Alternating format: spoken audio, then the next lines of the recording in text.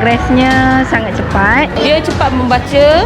Saya amat berpuas hati. Quran pun Alhamdulillah dia dah boleh baca dengan literarinya. Daripada segi fokus, pembelajaran dia, even dari segi dia punya self confidence. Dia confident diri dia. Boleh orang cakap dia tak ada rasa takut. Dia cepat ke depan lah. Progres masa di Literkelip ni sangat bagus. Macam pembelajaran sekolah tu mudah. Dan dia mudah orang cakap menghafal apa semua dia senang. Terlalu banyak program-program menarik daripada Literkelip. Saya berterima kasih sangat kepada tenaga pengajar, cikgu-cikgu di sekolah Literkelip. Semoga terus sukses, terus maju jaya. Kalau nak pilih tadika, insya-Allah Literkelip adalah tadika yang terbaik untuk anak-anak. Sarankan ibu bapa di luar sana kalau tercari-cari apa tadika, saya memang sarankan Literkelip. Literkelip.